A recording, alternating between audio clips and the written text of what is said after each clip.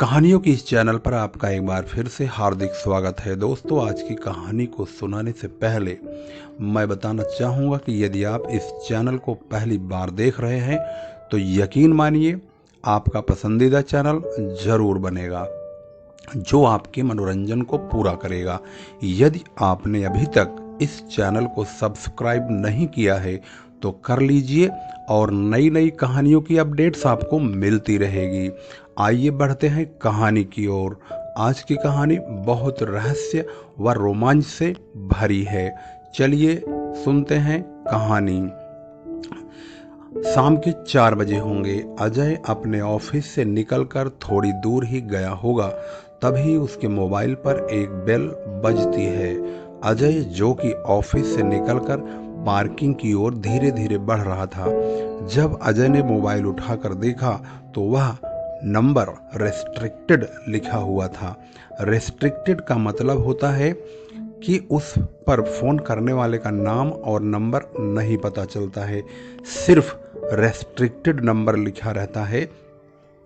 उस बेल के बजने पर अजय को समझ नहीं आया कि यह नंबर किसका है। आज तक ऐसा कभी नहीं हुआ कि फ़ोन में किसी का नंबर लिखा ही ना हो। काफ़ी वीआईपी नंबर है। इसी सोच में डूबे रहने के बाद अजय ने सोचा कि उठाऊं कि न उठाऊं। यही करते करते अचानक बेल बंद हो जाती है। अजय तेज कदमों से चलकर पार्किंग पहुंच जाता है। पार्किंग से अजय ने अपना कार निकालना है और सीधा अपने घर की ओर चलना है। अजय के ऑफिस और घर के बीच लगभग 1 घंटे की दूरी है। आज अचानक 5 बजे के बजाय 4 बजे ही अजय के घर आने का कारण क्या था? कारण ये था कि अजय की पहली पत्नी जो है सोनिया, आज उसका बर्थडे था, जिसको सेलिब्रेट करने के लिए अजय और सोनिया को शहर के खास जाने माने होटल में जाने का इरादा था। उन्होंने आज का डिनर बाहर ही करेंगे, यही सोचकर दोनों घर से 6 बजे निकलकर होटल जाने वाले थे और इसी होटल में उन्होंने डिनर का आयोजन किया था।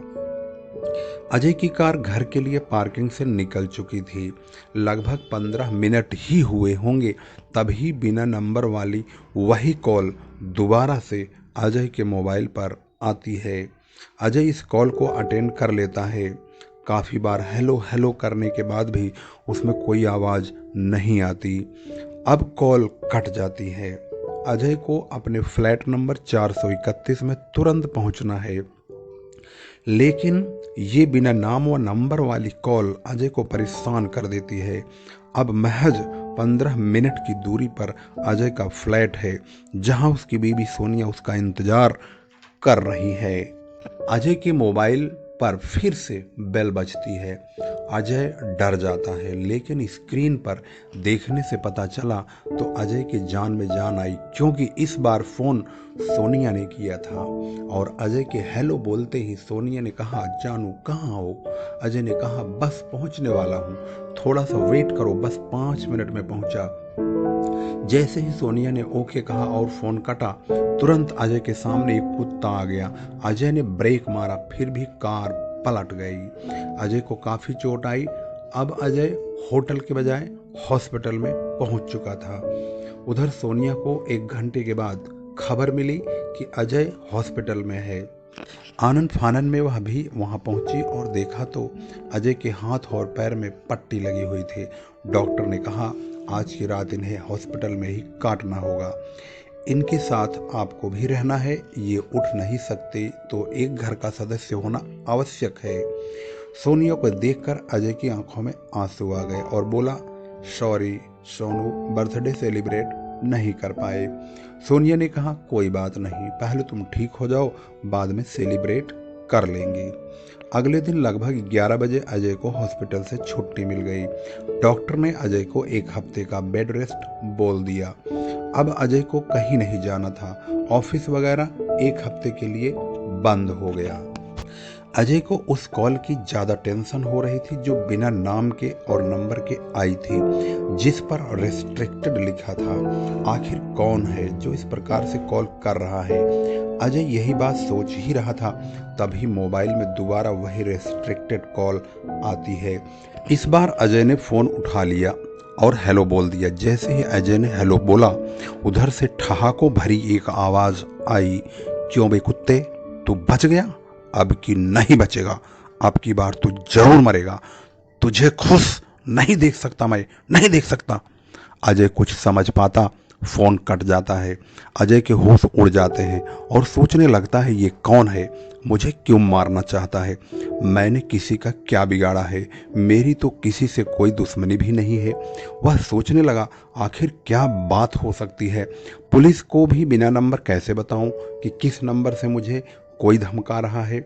मैं तो गांव से शहर में 2 वक्त की रोजी रोटी कमाने के लिए आया था, ये भी चैन से खाने को नहीं मिल रहा है, क्या करूं, दिमाग खराब हो रहा है।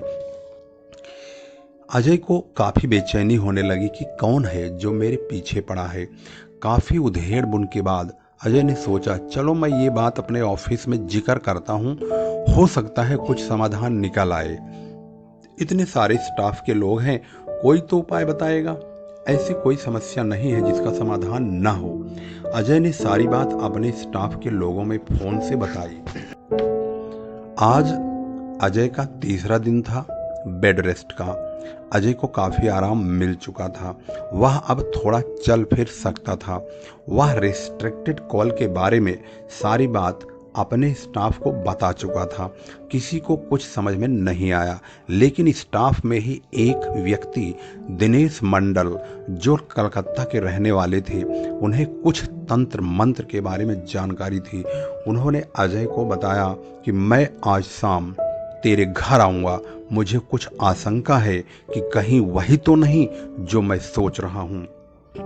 लगभग 8 बजे दिनेश मंडल अजय के फ्लैट नंबर 431 में पहुंच जाते हैं। थोड़ी देर में अजय की संपूर्ण बातें दिनेश मंडल के समझ में आने लगी। अजय ने बताया, शाम को 8 बजे रेस्ट्रिक्टेड नंबर वाली कॉल रोज आती है और यही बोलता है, जल्दी मरेगा, जल्दी मरेगा। अजय ने बताया, आपके आने के थोड़ी देर पहले ही ये कॉल आई थी। दिनेश मंडल ने कहा, मैं कल 7:30 बजे आऊँगा, मेरे जानने वाले एक तांत्रिक बाबा हैं, वो भी जरूर आएंगे और वही इसका उपचार भी करेंगे। यही कहकर दिनेश मंडल चले जाते हैं। अगले दिन दिनेश मंडल तांत्रिक बाबा डोला बाबा के साथ 7:30 बजे शाम को अजय के फ्लैट नंबर 431 में प्रवेश करते हैं। उनकी स्वर ध्वनि अलाख निरंजन की होती है। थोड़ी बातचीत करने के बाद डोला बाबा ने अजय से वह मोबाइल मांगा जिस पर रेस्ट्रिक्टेड कॉल आई थी। अजय के अनुसार 8 बजे शाम को प्रतिदिन वही कॉल धमकी भरे स्वर में आती है। अब थोड़ी देर में 8 बजने वाले थे। डोला बाबा ने हाथ में मोबाइल ले रखा था। ठीक 8 बजे रेस्ट्रिक्टेड नंबर से कॉल आती है। डोला बाबा ने अपने तंत्र मंत्र को पढ़कर कुछ फूंक मारी तो मोबाइल में रोने की आवाज आने लगी। बाबा ने उस आवाज से पूछा, कौन है तू, जल्दी बता, इस प्राणी को क्यों परेशान कर रहा है, नहीं बताया तो तुझे अभी भस्म कर दूंगा। यही बात बोलने के बाद जब डोला बाबा ने उस आवाज को धमकाया तो उसने कहा, मैं इस आदमी को मार दूंगा, इसने मेरा सब कुछ छीन लिया है। तभी डोला बाबा ने उससे पूछा, वो कैसे, सब कुछ सच सच बता, नहीं तो तुझे मैं हमेशा भटकने के लिए विवश कर दूंगा और भस्म कर दूंगा। तब उस आत्मा ने जो बताया उसे सुनकर रोंगटे खड़े हो गए।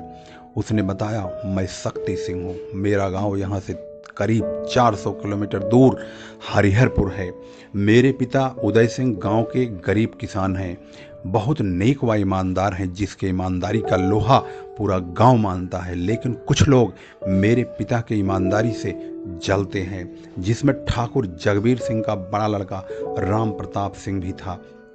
उसने गांव के ही एक भोले भाले किसान को जरा सी बहस पर लाठी डंडों से पीट कर मार डाला।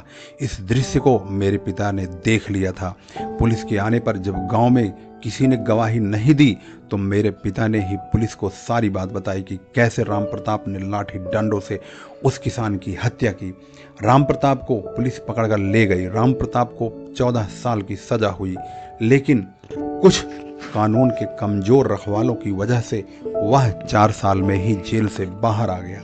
जेल से बाहर आने के बाद उसने सबसे पहले मेरे पिता के ही पास आया और उनको ही सबसे पहले निशाना बनाया।